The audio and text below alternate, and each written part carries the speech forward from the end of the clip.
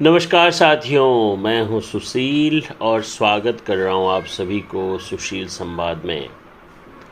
साथियों, कल 21 अगस्त है और कल 21 अगस्त को भारत बंद का आह्वान किया गया है। तो क्या है पूरा मामला, क्यों भारत बंद का आह्वान किया गया है, आइए जानते हैं विस्तार से। अगर आपको याद होगा, सुप्रीम कोर्ट के एक फैसले के खिलाफ देश भर में विभिन्न संगठनों ने 21 अगस्त को भारत बंद का आह्वान किया है, जिसमें बसपा,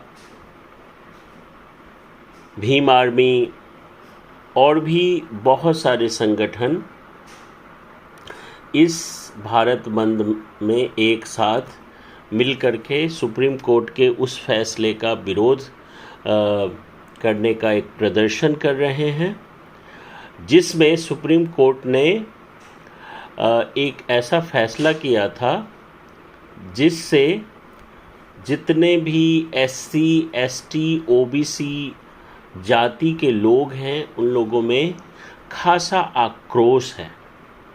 ऐसे में सवाल ये है कि भारत बंद क्यों बुलाया गया है। सुप्रीम कोर्ट का वो कौन सा फैसला है जिसका दलित संगठन विरोध कर रहे हैं। दलित संगठनों को क्या मांगे हैं, यूपीएससी में लेटरल एंट्री क्यों सवाल के घेरे में है, आइए इन विषयों पे थोड़ा सा प्रकाश डालते हैं। दरअसल सुप्रीम कोर्ट ने एससी एसटी आरक्षण में क्रीमी लेयर को लेकर फैसला सुनाते हुए कहा था, सभी एससी और एसटी जातियां और जनजातियां एक समान वर्ग नहीं है। कुछ जातियां अधिक पिछड़ी हो सकती है।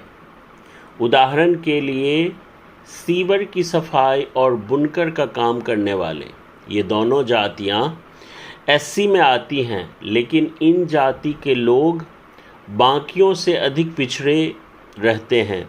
इन लोगों के उत्थान के लिए राज्य सरकारें एससी एसटी आरक्षण का वर्गीकरण, सब क्लासिफिकेशन कर अलग से कोटा निर्धारित कर सकती है। ऐसा करना संविधान के आर्टिकल 341 के खिलाफ नहीं है। ये सुप्रीम कोर्ट का जजमेंट आया था, सुप्रीम कोर्ट ने फैसला सुनाया था।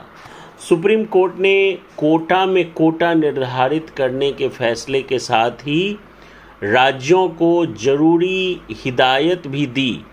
कहा कि राज्य सरकारें मनमर्जी से यह फैसला नहीं कर सकती, इसमें भी 2 शर्त लागू होगी। तो ये क्या शर्त लागू होगा, आइए जानते हैं। ये शर्त होंगे, एससी के भीतर किसी एक जाति को 100% कोटा नहीं दे सकते। एससी में शामिल किसी जाति का कोटा तय करने से पहले उसकी हिस्सेदारी का पुख्ता डेटा होना चाहिए। तो सुप्रीम कोर्ट को भी इस बात पे ध्यान देना चाहिए कि आप जो कुछ भी फैसला सुना रहे हैं, आपके पास डेटा क्या है।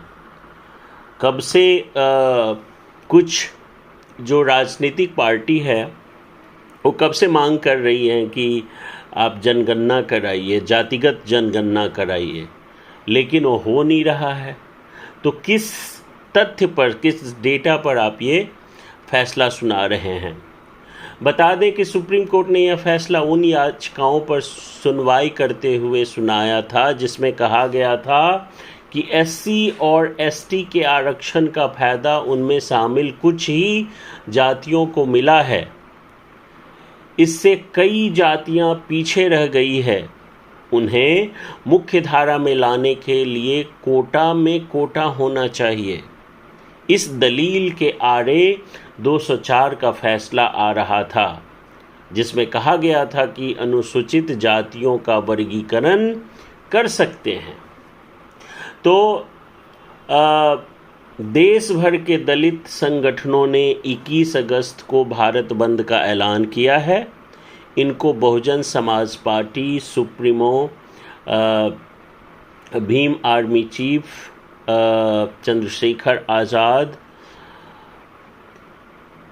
भारत आदिवासी पार्टी सब एक साथ सपोर्ट कर रहे हैं। साथ ही कांग्रेस समेत कुछ पार्टियों के नेता भी समर्थन में हैं। तो ये बेसिकली सारा जितना भी आप देखेंगे कि अभी लैटरल एंट्री की बहुत ही ऊहापोह की स्थिति हो चुकी है। 45 ऐसे lateral entry government of India करने जा रही है, जिसको यूपीएससी के चुने जाने के बाद मुख्य रूप से उस पदों पे आसीन किया जाता है, लेकिन भारत सरकार उसे लैटरल एंट्री के तहत उन पदों पर आसीन करने का प्रयास कर रहे हैं।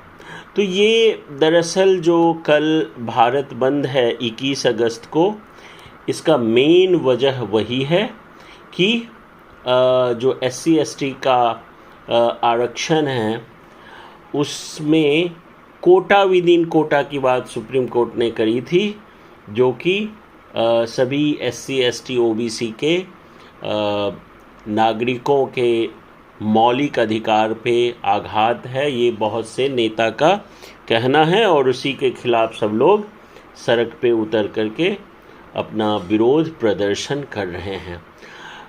कल देखते हैं ये कितना कारगर रहेगा और जो भी अपडेट आएगा मैं आपसे शेयर करूँगा। थैंक यू सो मच, बहुत बहुत धन्यवाद आपका इस वीडियो में जुड़ने के लिए।